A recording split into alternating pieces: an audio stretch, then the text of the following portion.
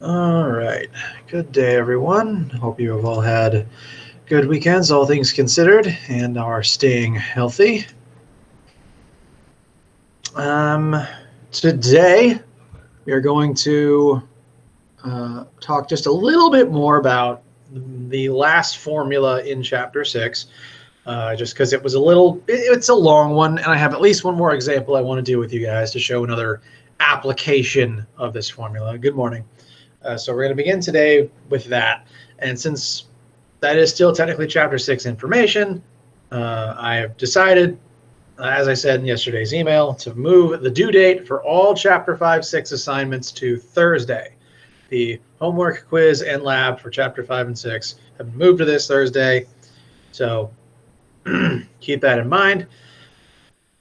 We're going to close those out today before we move on to Chapter 7. And then Thursday, come in with any questions you have, give you a chance to discuss things if you need to. So that's kind of an extension on the stuff that would have been due this Tuesday? Yes. You still have everything you need to do it. I just wanted to give you guys the extra time to take the example we do today. Yes, sir. Thank you. You're welcome. Now, we will also today be beginning Chapter 7. This week is going to be Chapter 7, and it's going to be the introduction to thermal energy. We're going to start that today, continue it on Thursday. And as such, the Chapter 7 homework, quiz, and lab are all currently live and active for you to begin. I do recommend you start looking at those. They are presently due for next Tuesday, October the 27th. That is 1 week from today is when those are currently due. So this week is going to be Chapter 7. That means next week is going to be Chapter 8. And because once we finish Chapter 8, we'll be through sort of the second core of the class. Chapters 1 through 4 is the first core. 5 through 8 is the second core. That means we do have another test on the horizon. It'll be coming up in a couple of weeks. Nothing to panic about. I just want to make you aware so that no one's caught off guard that we do have our next test approaching.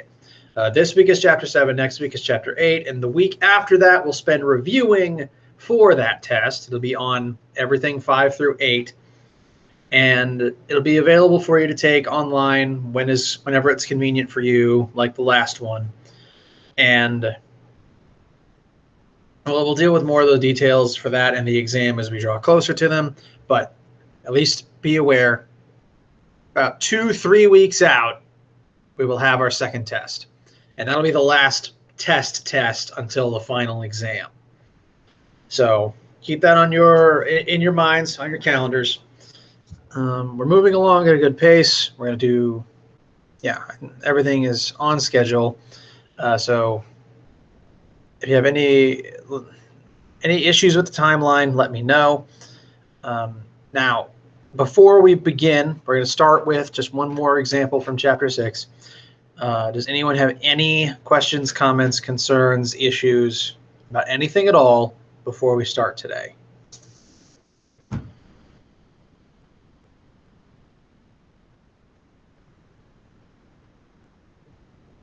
Okay.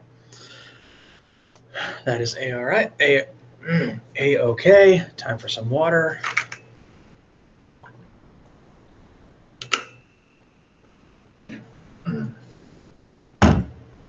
So, turn with me to the very end of the Chapter 6 notes. I will be screen sharing so that everyone can see where you should be.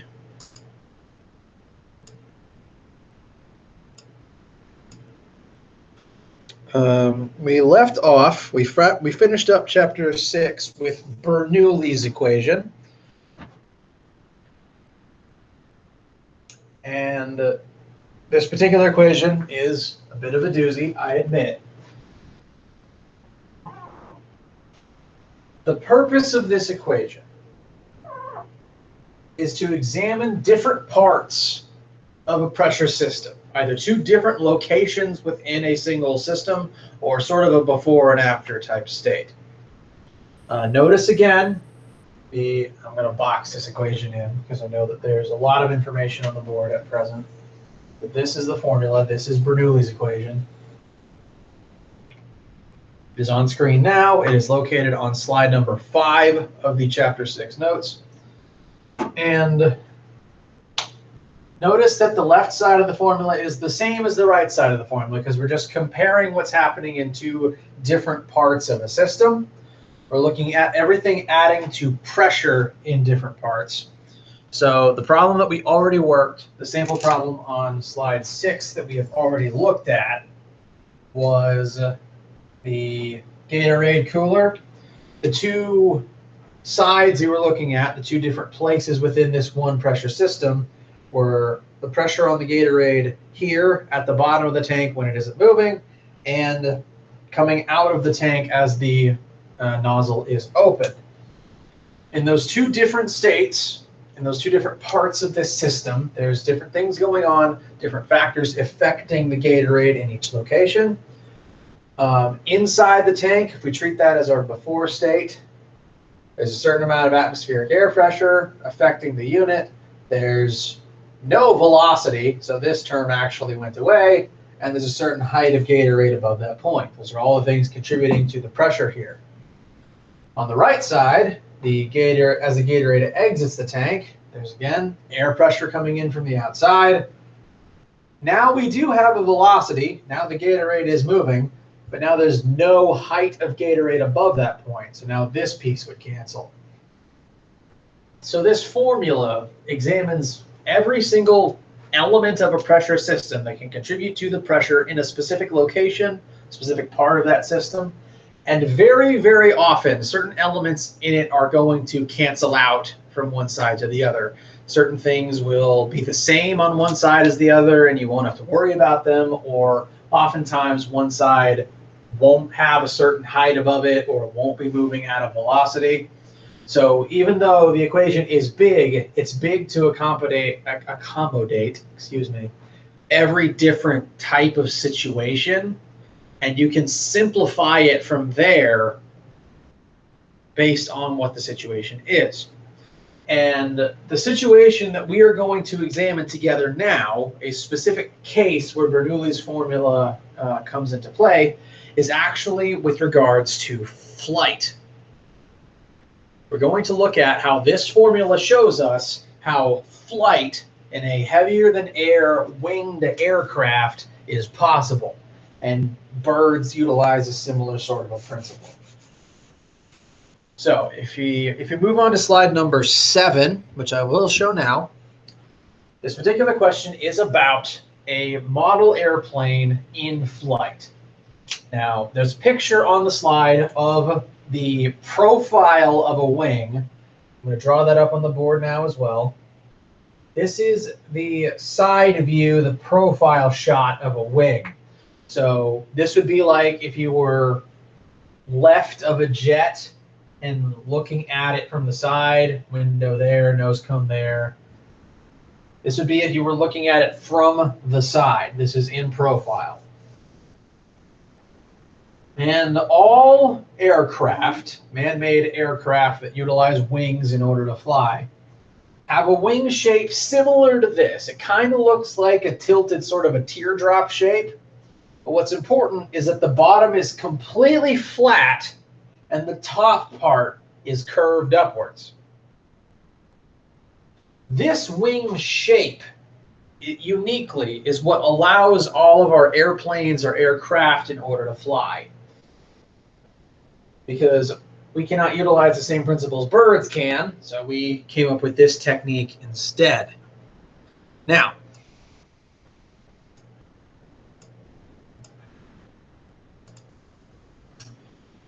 to read through the question that we are given, Bernoulli's equation can help us explain flight. We have our equation right here. Let's assume that this model plane is flying at 25 meters per second. Now, when you move through the air, you're moving past the air. And due to relative velocity, if I was, say, walking forwards at 3 meters per second, it would feel like the air was moving past me at 3 meters per second because of that relative velocity. So since the plane is flying at 25 meters per second, we can assume that the air is rushing past and underneath the wing at that same speed. So we're going to consider the velocity of the air under the wing to be 25 meters per second. So, what color for this?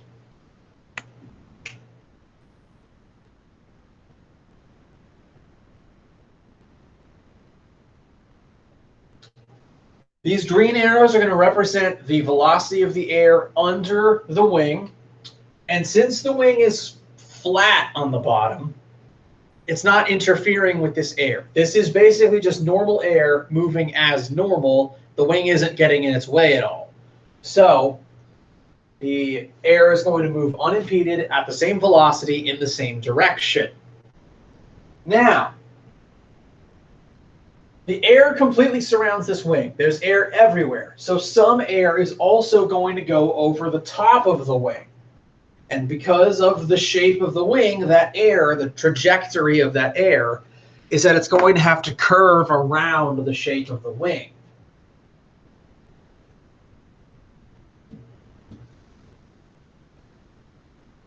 That means it has more distance to cover in the same amount of time. This has the effect of making the air above the wing move faster than the air on the bottom. So the problem tells us the air moving above the wing is 30 meters per second.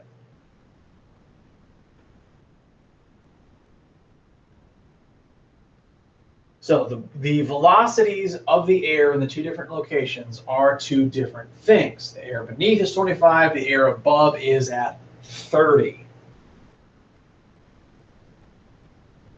The shape of the wing creates this effect where the velocity is different on both sides. And we're going to see now how that phenomenon creates flight. So, standard atmospheric air pressure is, this is a constant that is available to you, 101,325 pascals. That's the normal air pressure just on Earth's surface.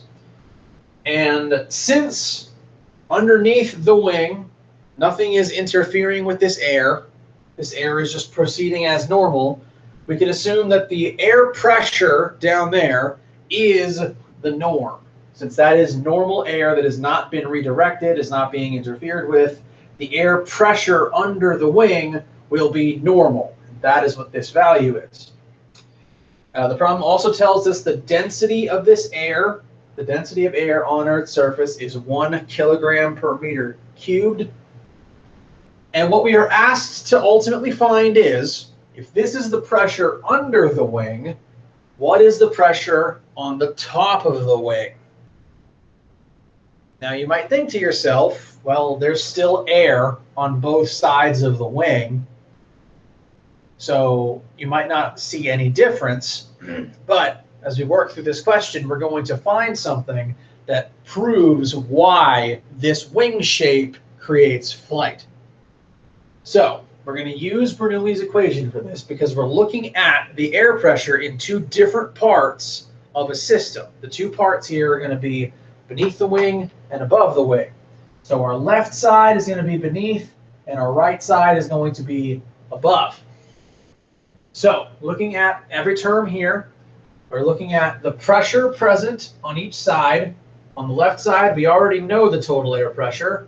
On the right side, we're solving for the total air pressure on the top. So this is actually what we're going to be solving for, P2.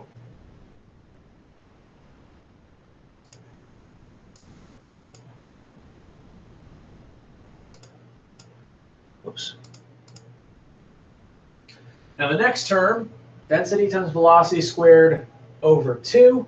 At each different part of the wing, the air is moving at a different velocity. So before and after, we're going to have two different velocities that we plug into these areas. But we do know both velocities, so we can find both of those terms. And the last term on each side is the PGH. Now, in the question, it does actually tell us that we're considering the height increase of the wing to be negligible. If this is a model plane, the wings are probably like maybe 1 centimeter, 2 centimeters thick. That's not a very substantial height increase, which means that on both sides, there's going to be the same amount of air above the wing, the same amount of air contributing to the air pressure. Since the height of air will be the same on both sides, they're both going to have the same density, the same 9.8, and the same height. That means these two terms are going to cancel out because it's the same term on both sides, which simplifies our formula. We now have fewer things we need to factor and keep into account. So now that we've simplified and we know what we know and we don't know, we can start plugging some things in.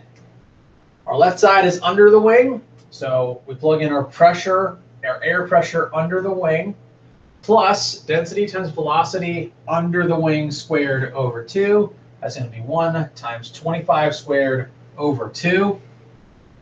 And that's everything on our left side. On our right side, we're solving for the pressure under the wing, so that's still an unknown. And we already know the velocity of the air under the wing. So density 1 times velocity 30 squared divided by 2. Only unknown left is the pressure above the wing. So simplify things down to the next line. 1 times 25 squared over 2 becomes 312.5. 1 times 30 squared over 2 becomes 450. Now all that's left is to solve for that final pressure.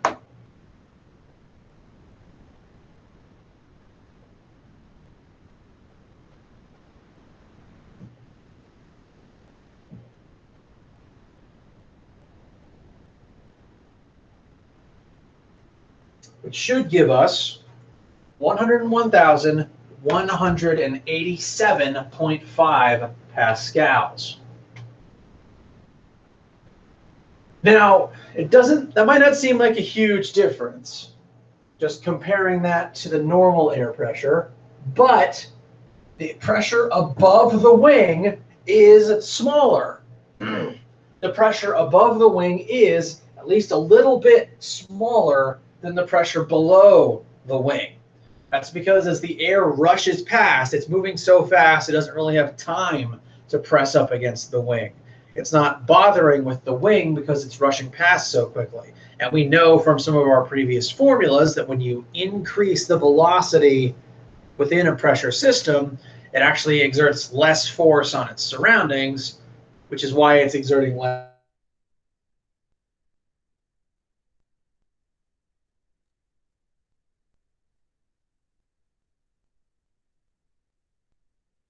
bottom than it is on the top. This should sound familiar because it's the same thing we talked about with an object floating in water. When you submerge an object in a fluid, the deeper part of the object is under more pressure because it's further into the fluid. So the bottom is under more pressure than the top, and that has the net effect of creating a buoyant force upwards. It's the same thing here. The pressure into the wing on top is less than the pressure into the wing on the bottom. That creates a net force upward.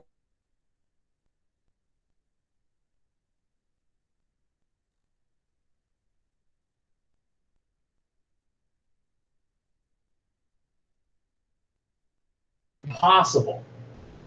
You need to be moving through air. You need to have wings of a particular shape.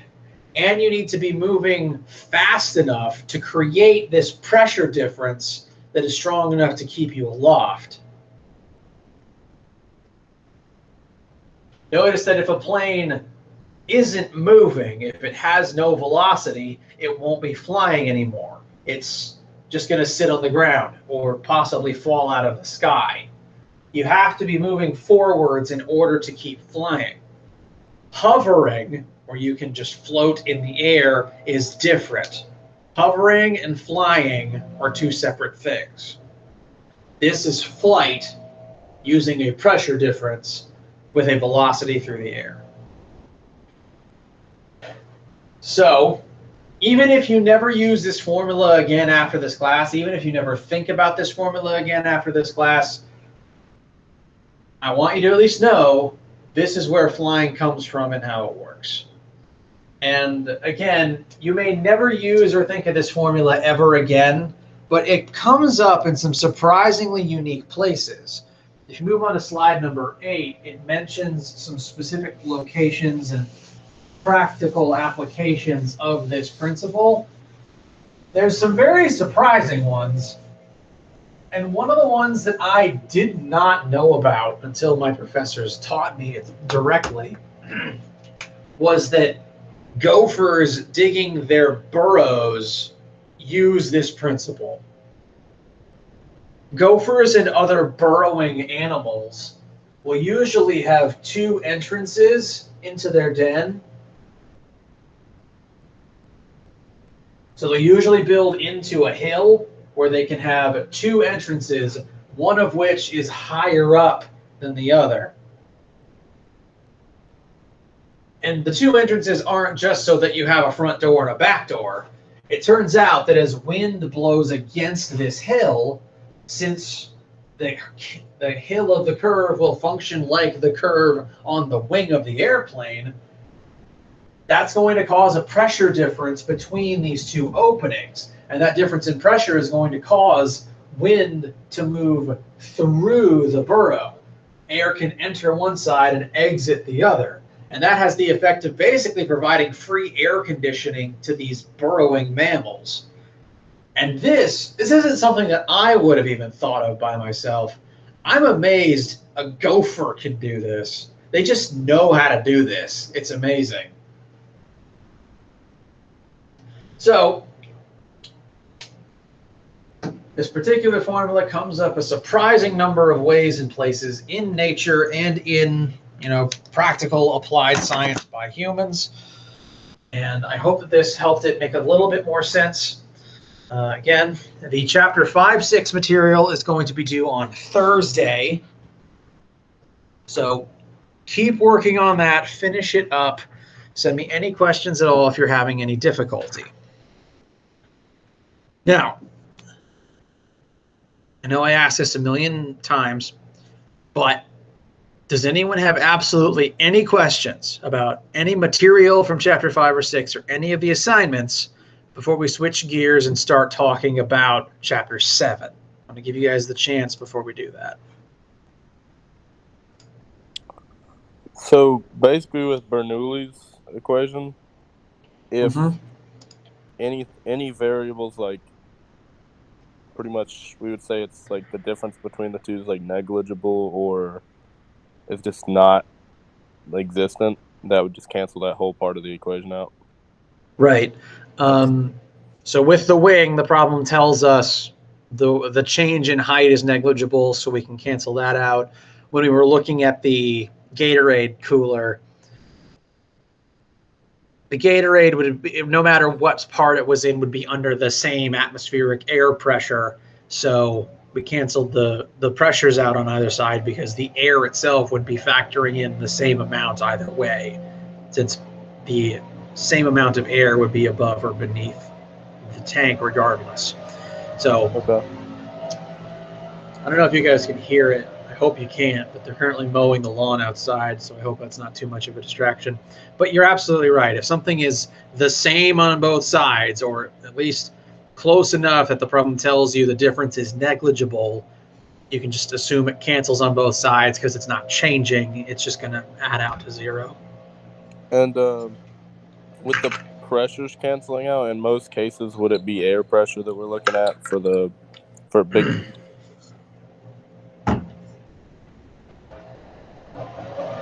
Yes, I'd say, well, especially on Earth in general, as long as you're working on Earth's surface, air pressure is the single largest source of pressure anyway. Pardon me. So usually yes, but it's going to depend on the example. There's going to be a lot of different cases. All right, thank you. You're welcome.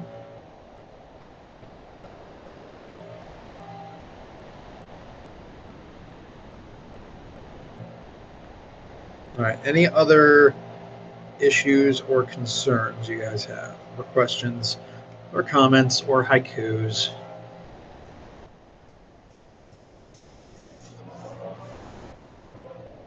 Okay. So we're going to begin chapter 7, and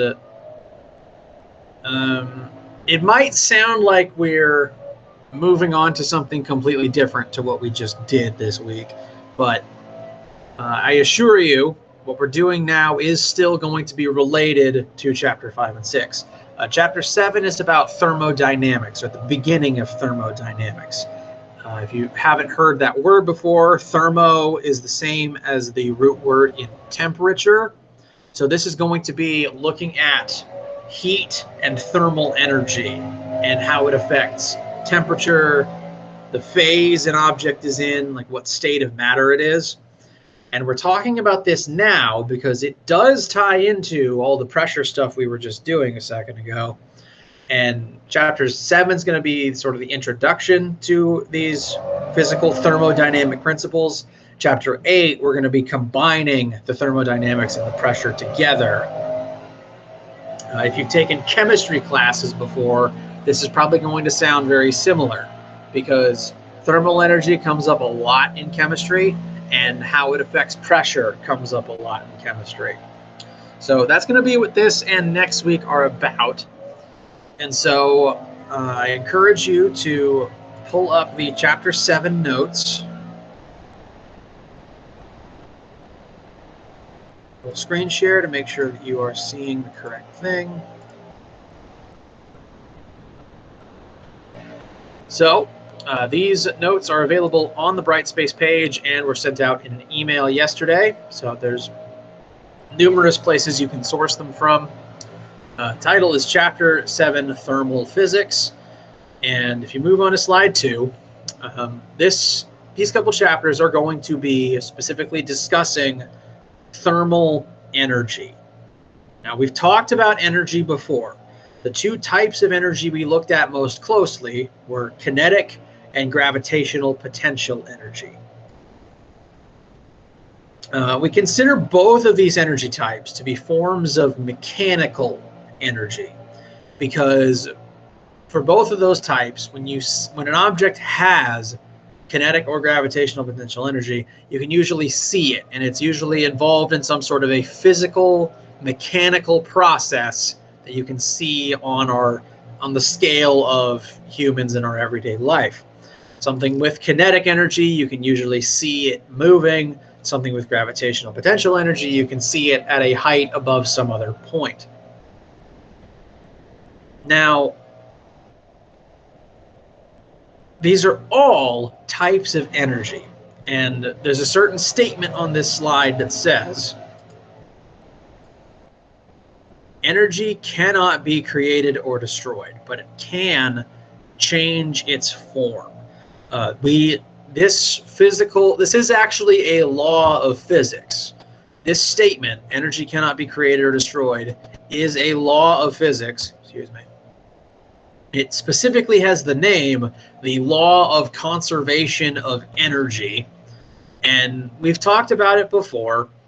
Like, say, for example, when we were discussing collisions, in those collisions, energy would frequently be lost from the kinetic form, but it wouldn't be destroyed. Every single physical process in the universe, every time something moves, every time you move your arm, you are doing work, you are using up energy. And some of that energy, every single time, is always transformed into thermal energy. Thermal energy is not considered to be a mechanical form of energy because you can't see it directly, and it by itself does not accomplish any tasks that you can see on the macro scale world. But every single thing you do creates some amount of thermal energy because of friction. If you want to observe friction creating thermal energy, the easiest thing you can do is simply take your hands and start rubbing them together. When you do this, there's friction between your palms, And what friction always does is it takes energy away from the objects it acts on and turns it into thermal energy. So if my hands weren't touching, they'd have kinetic energy. But when I rub them together, friction takes some of that kinetic energy away, slows my hands down, and turns it into thermal energy. And you can feel that thermal energy being produced in your hands because you should feel them getting physically warmer.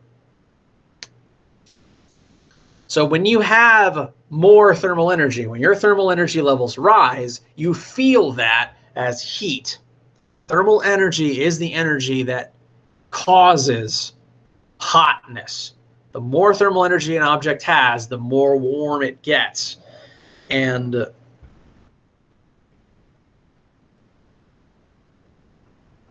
as we're going to discuss, again, since energy can't be destroyed, it just turns into something else. Everything you do, there's always going to be objects touching one another. Even moving your arm, your muscles are moving across each other and your bones and everything else in your arm. So you are creating some amount of thermal energy in your arm right now, meaning some of the energy you use up is lost to thermal energy and we can't use it again.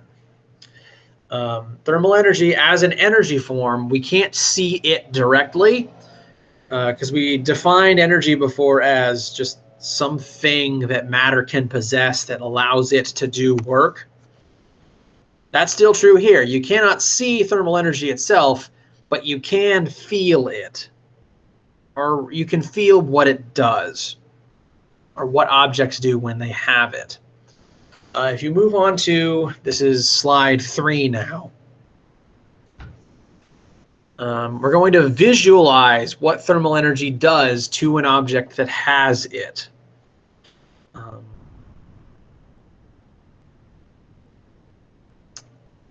As I said with your, if you move your hands across one another and you feel your hands warming up, as you do this, you create, you produce more thermal energy. You transform kinetic energy into thermal energy. And as the thermal energy level of your palms rises, they feel warmer to you. The more thermal energy that a part of you has, the warmer it's going to feel to you as a person. And when an object has thermal energy, the particles that make up that object start moving around more and more and more. They become more energetic, quite literally. Thermal energy takes the form of making a particle's objects just start moving, start bouncing off of each other. The more thermal energy something has, the more its particles are going to move, the more they're going to bounce off of each other, and the farther apart they're naturally going to end up spacing themselves. Meanwhile, if something has less thermal energy, it tends to get colder and its particles slow down and get closer and closer together. Excuse me. These phenomena are responsible for a couple of things. For one, they're responsible for phase changes. We talked about the phases of matter, the states of matter, solid, liquid, gas, and plasma. And we know that, say you have a block of ice, if you make that ice warmer, it will eventually melt into water. If you make that water warmer, it will eventually evaporate into a gas.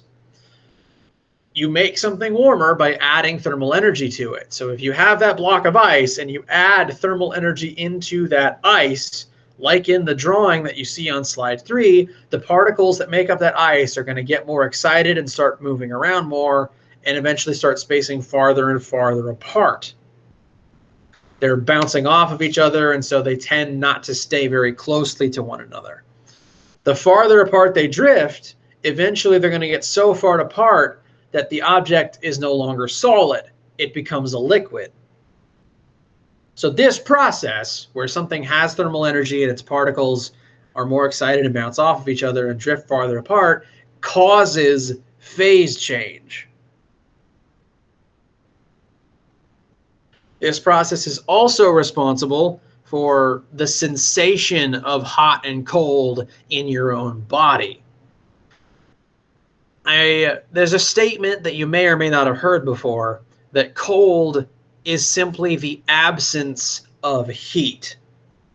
There's not some substance in the world that contains coldness. There's not like reverse thermal energy you can add to something to make it more cold. If you want to cool something down, you have to take thermal energy away from it. When you feel warm, you have thermal energy. When you feel cold, you lack thermal energy. So coldness is simply the absence of warmness. And the presence of thermal energy causing these molecular effects is what creates those sensations of hot and cold and what cause matter to behave in specific ways.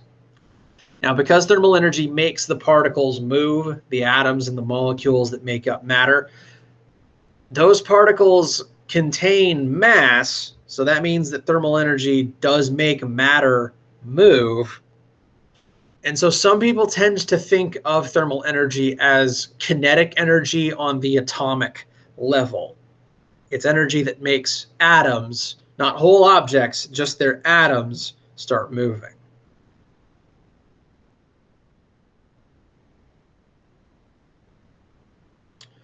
So moving on to slide number 4. This shows another similar picture to the one on the previous slide, showing the collisions between different particles within a single object. If you think of the atoms that make up an object sort of like a pit of bouncy balls, like you've just got like the giant ball pits at like McDonald's or Chuck E. Cheese or something, one of those kids' entertainment establishments with a ball pit. Think of the molecules that make up an atom like those individual objects. And the less energetic they are, the more stationary they are, the fewer times they collide, and the closer together they tend to be. But if there was a fan under the ball pit that you turned on, that would be adding energy into the balls, and suddenly they'd start moving around and bouncing off of each other and naturally spacing farther apart. In these collisions between the subatomic particles that make up objects, energy is going to transfer from one atom into another.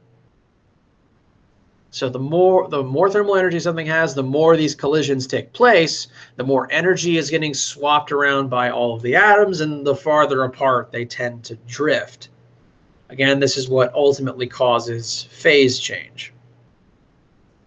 If you move on to slide 5, these collisions between subatomic particles are very similar to the kinds of collisions that we looked at a couple of chapters ago when we were talking about normal collisions between everyday objects and cars and things like that. And we observed momentum being conserved, and depending on the type of collision, we observed kinetic energy being conserved. The collisions between these subatomic particles, the word subatomic means the size or smaller than atoms. So atoms are made up of protons, neutrons, and electrons. Those three particles are subatomic because they are smaller than the atoms that they make up. So when the atoms and the subatomic particles that make up the atoms collide with one another, they're going to trade energy. This is true within single objects. So within my own body right now, I have thermal energy. I'm a warm-blooded organism. That means I have thermal energy, and that means my particles are bouncing off of each other right now. There are collisions going on inside your own body. But your particles can also collide with the particles of other objects. So let's take my calculator, for example. I have a lot of thermal energy because humans are warm-blooded organisms. That means our bodies intentionally take some of our energy from food and break it down and turn it into heat to keep us warm. This is different from, say, a cold-blooded reptile. They don't do that, which means they get their heat from other places, like sitting out in the sun.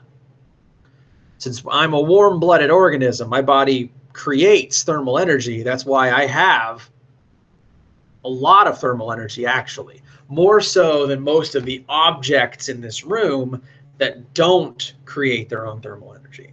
So I have more thermal energy in my hand than this calculator does. So when I touch the calculator, the particles that make up my hand can start colliding with the particles that make up the calculator. When I am touching, literally, my particles are going to slam into the particles of the calculator. And since I have more thermal energy, my particles bring more energy into the collisions, and that's going to have the effect of transferring thermal energy from my hand into the calculator.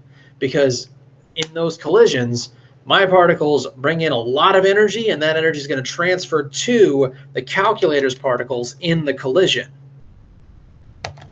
Now, since I have more thermal energy than the calculator, I'm going to feel, when I touch the calculator, it's going to feel cold, or at least colder than me.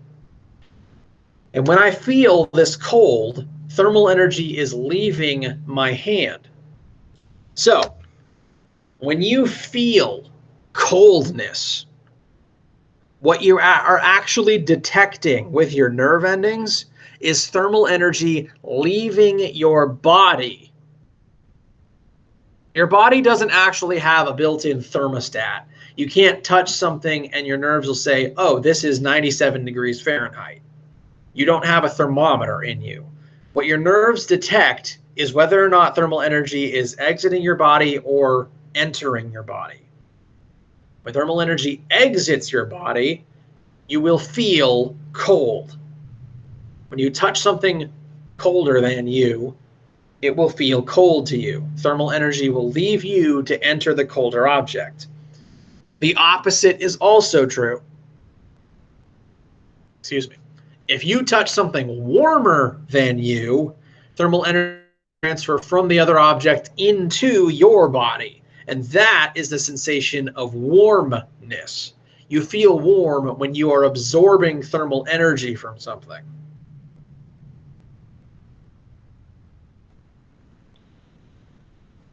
All of this happens when two objects are in thermal contact. This thermal contact is a state when objects are able to transfer thermal energy from one to the other. And the easiest way to create thermal contact is just to allow two objects to touch. When two things are touching, their particles can collide with one another, and that will allow thermal energy to pass from one to the other.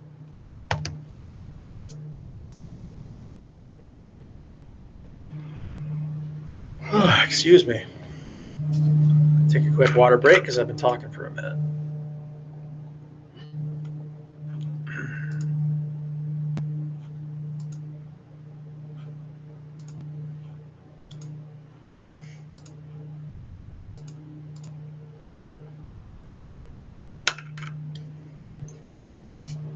Okay.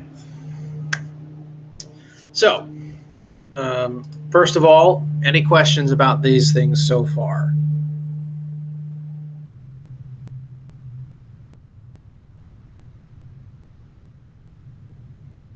Okay. Now, we're going to now begin talking about the different ways that heat can transfer from one object to the other. I, unfortunately, need to excuse myself to the restroom real quick. So I'm going to let you guys take this time to ponder these things, prepare any questions you have, begin looking at continuing through the Chapter 7 notes. I've got the next slide up on screen right now, and I'll be right back in a second. So consider this your mid-lecture break, and I'll be right back.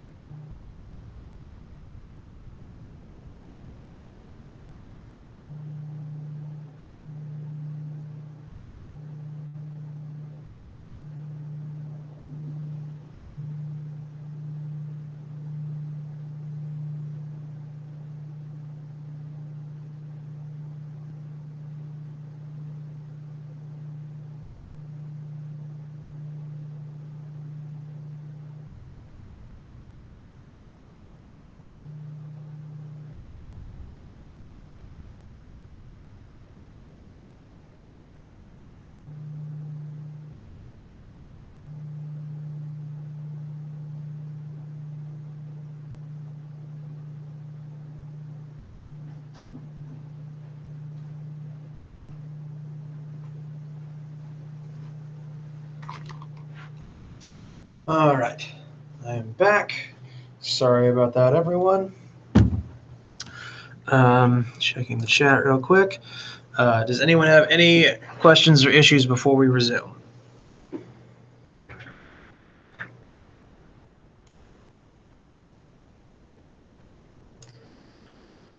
Okay. Actually, I'm going to do this next part standing. So, thermal energy will transfer between different objects. We, again, have described energy in the past as something that objects can possess. And energy can transfer what object is currently possessing it. So that means that thermal energy can transfer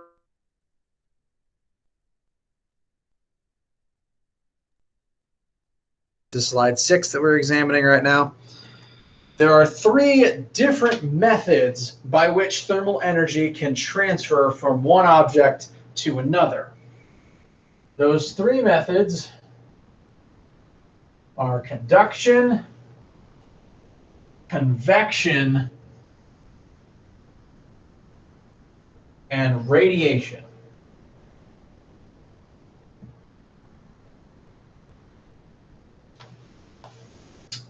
So, let's talk about conduction, because we kind of already have been talking about conduction.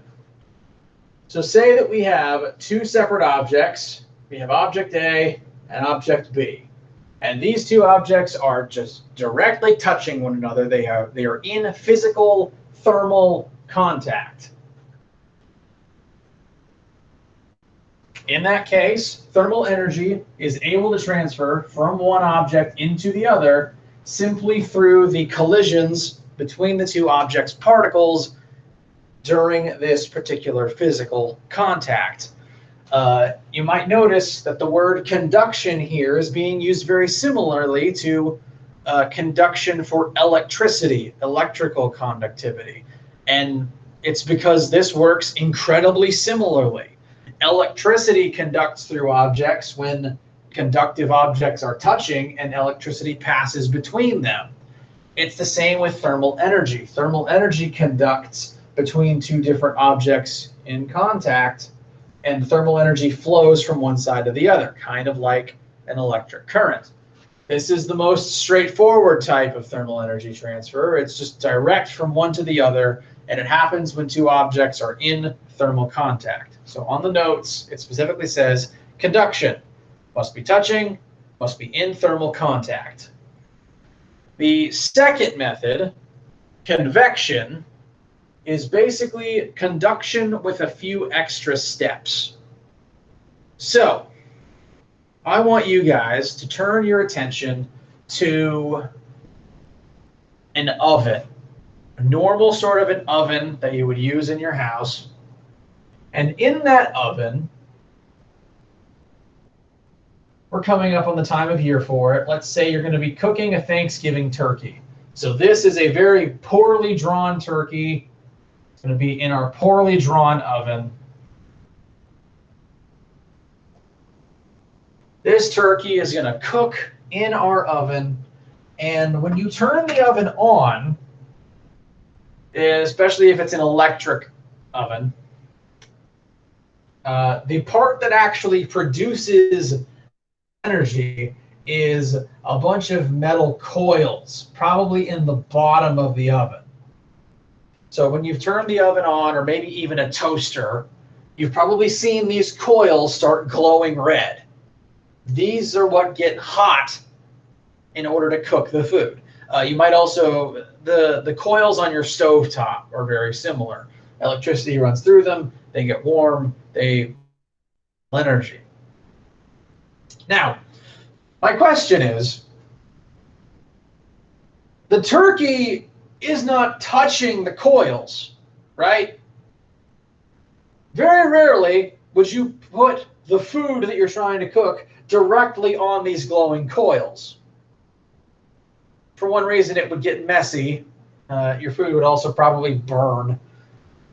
But if they're not touching, if the turkey is not actually touching the coils, how is thermal energy getting into the turkey? They're not touching, so there's no conduction of thermal energy. How does the energy get from the coils into the turkey? The answer lies in convection.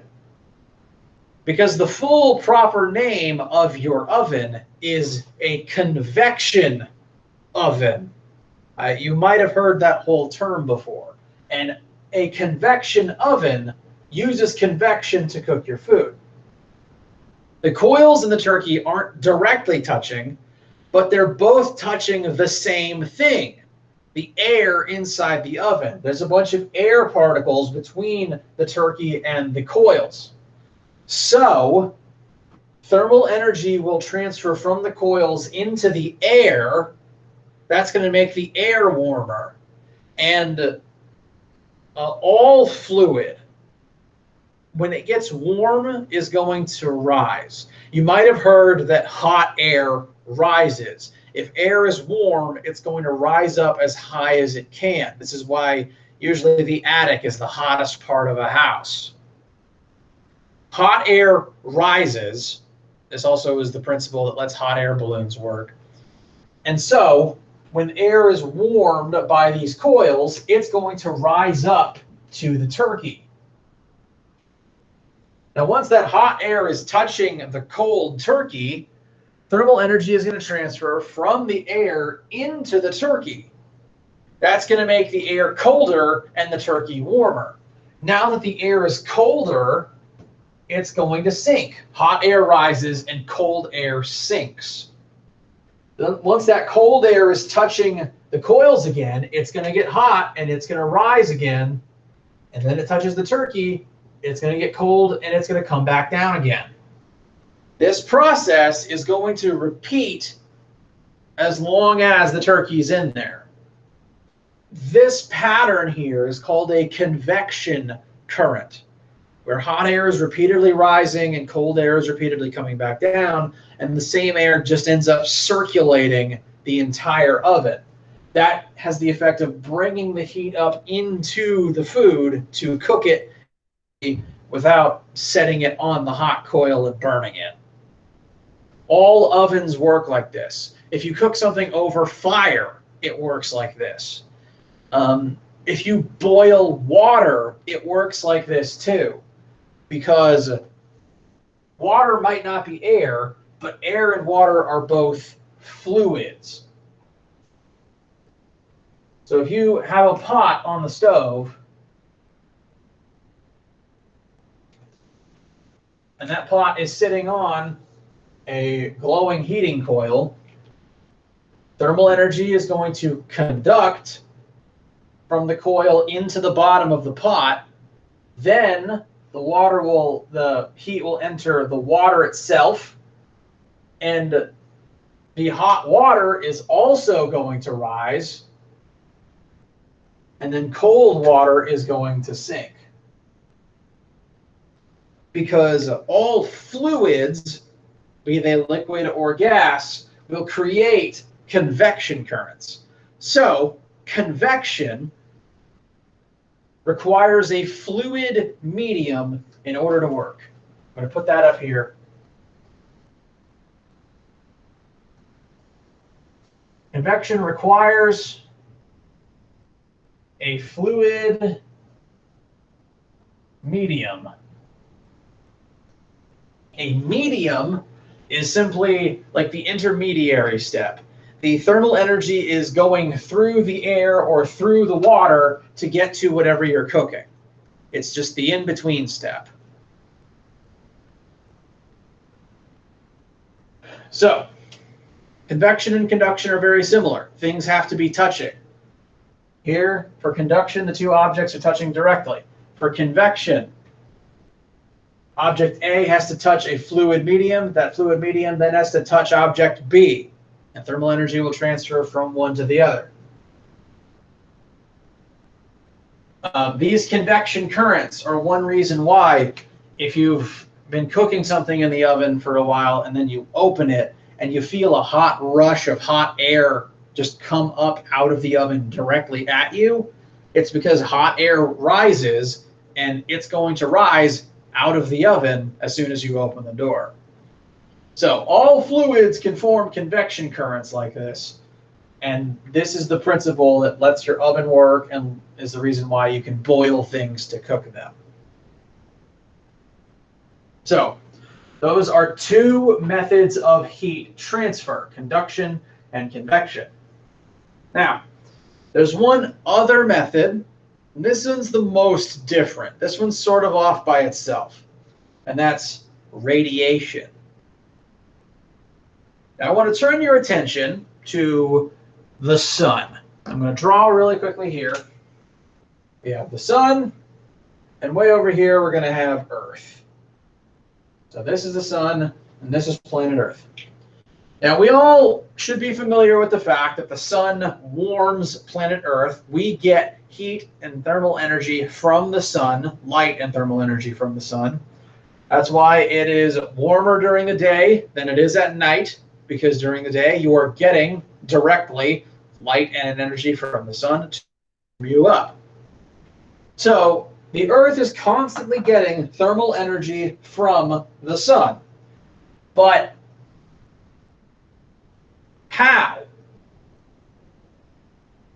If you look at our two other methods of heat transfer, for heat to conduct from the sun to the Earth would have to be touching the sun directly.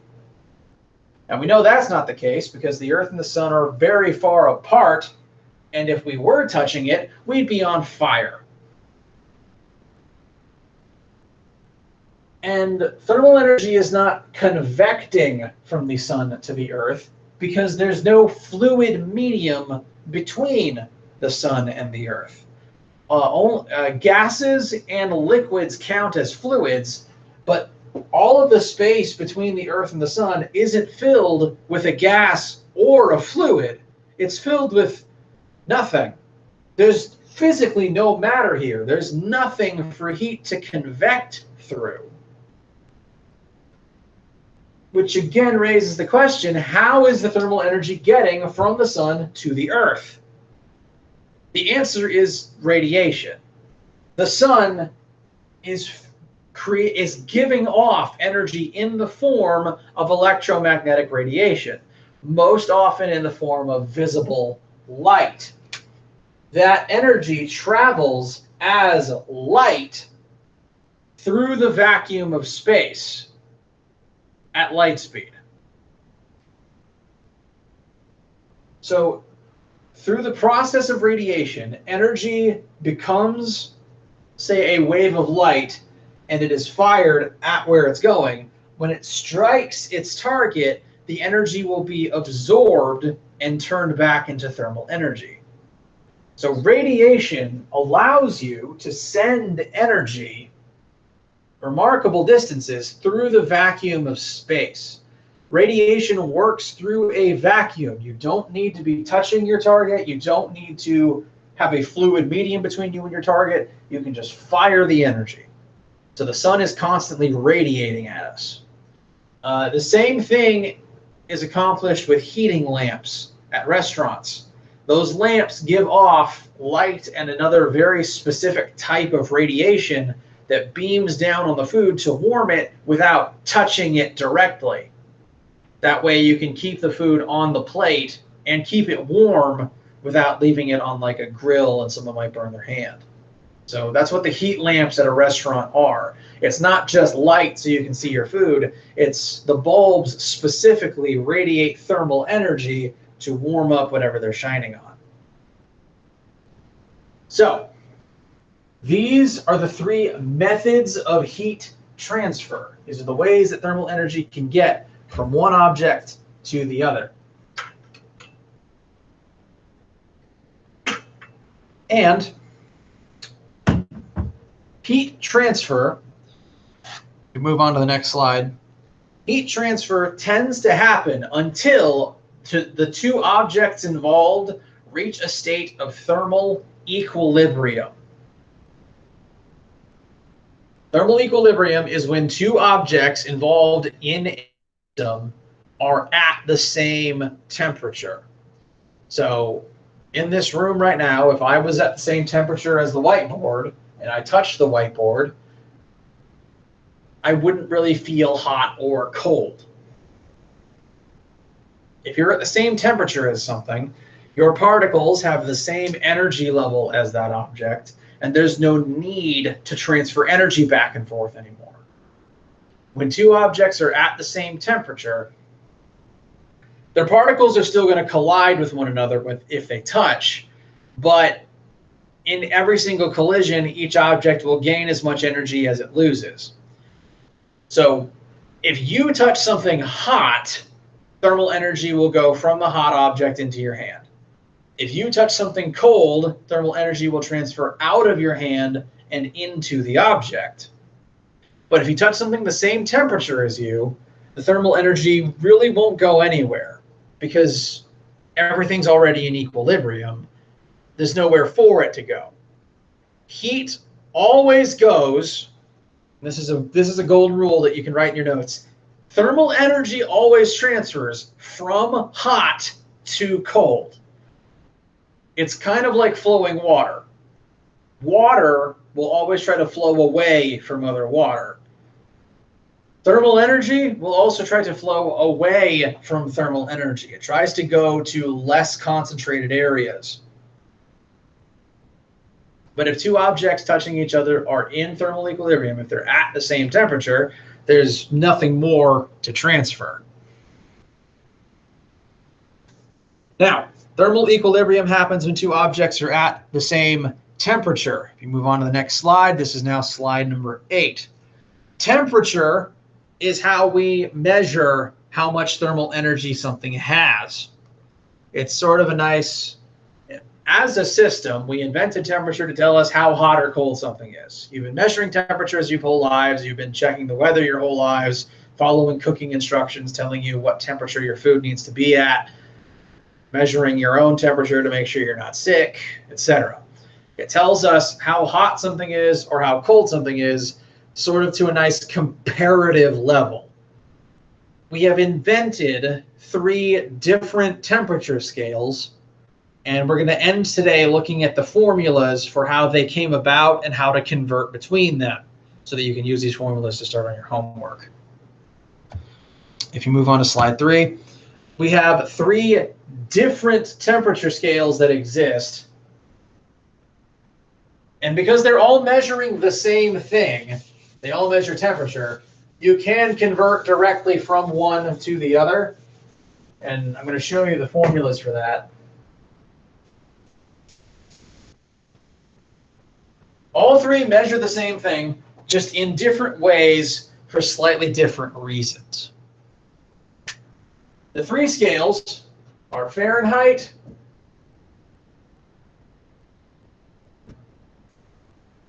which is really only used in the United States. We also have Celsius. I spell that right? We have Celsius.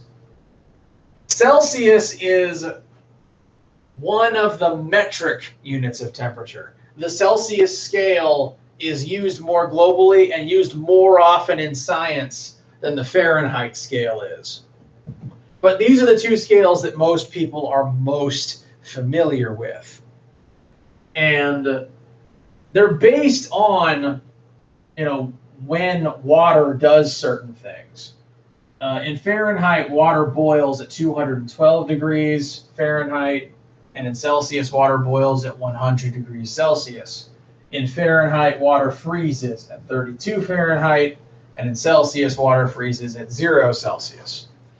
Both scales were invented and work around water. They just their inventors arbitrarily placed these units at different places. Now, because they both measure temperature, convert directly from one to the other. So moving on to slide 10, there is a conversion that will take us from Fahrenheit to Fahrenheit from a Celsius temperature.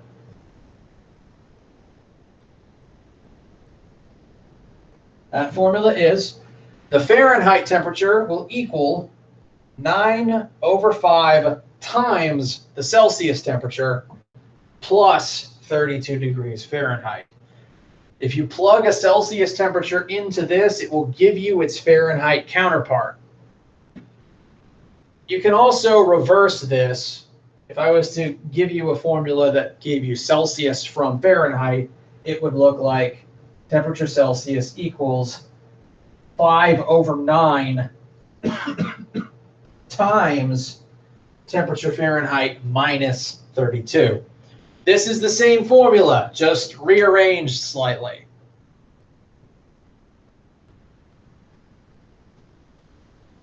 And you can use either version of this to go back and forth from Celsius and Fahrenheit. The third temperature scale, and the one that people tend to be least familiar with, is Kelvin.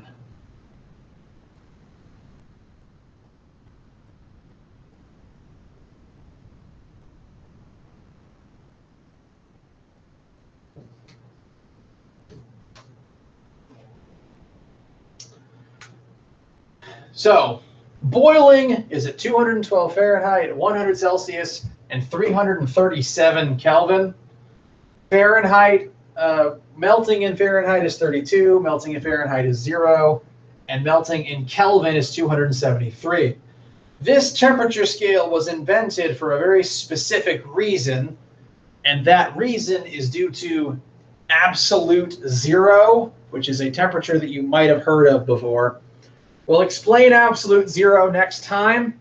For right now, I at least want to introduce you to the existence of the Kelvin scale.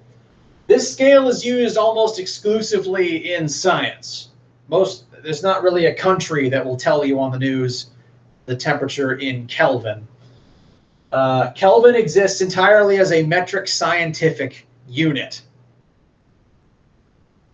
And it's actually very easy to convert to Kelvin because the Kelvin temperature is simply the Celsius temperature plus 273. If you look up here, 0 Celsius is equal to 273 Kelvin. So 0 plus 273 is 273. The equivalent of 100 Celsius is 373 Kelvin. 100 plus 273 is 373. So this is a separate scale that is very similar to Celsius, but has been adjusted slightly to account for the idea of absolute zero. And discussing absolute zero is what we're going to do next time, along with other aspects of heat and how objects possess heat.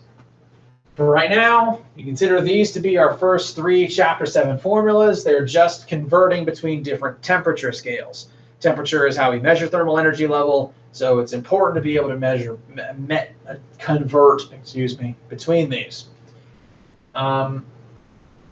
You've been measuring temperature before. You've used temperature degrees before. I just want to go ahead and tell you that Kelvin is the official metric unit of temperature. So most of our formulas are going to prefer you to use Kelvin units in them. Most formulas moving forwards related to heat and thermodynamics are best if you use Kelvin in them.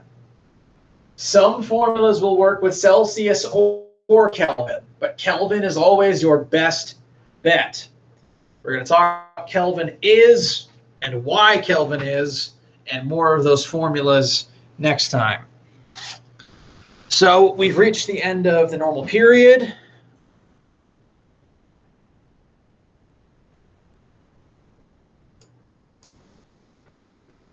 The recording of this lecture will be available for you guys on the class YouTube channel. And you also have access to the other pre-recorded lecture if you would like to, I recommend going through that as well. If you guys have any questions, you're welcome to stick around. I'm going to take a quick break before the lab time starts. I'm going to leave this channel open so that we can stay in just this one channel for the lab hours, but I'm just going to turn off the recording and pause really quickly. And I'll be back here at 1:30 to answer any questions you have for sort of our lab time office hours. You do have a new lab assignment for this week, but if you have not finished the 5-6 lab yet, that is fine because it is now due on Thursday. So all of these lab calls this week are your best chance to ask me any questions you have about any assignment. If you come back for help, I will see you then. If not, thank you all. And if I don't see you again today, have a wonderful day.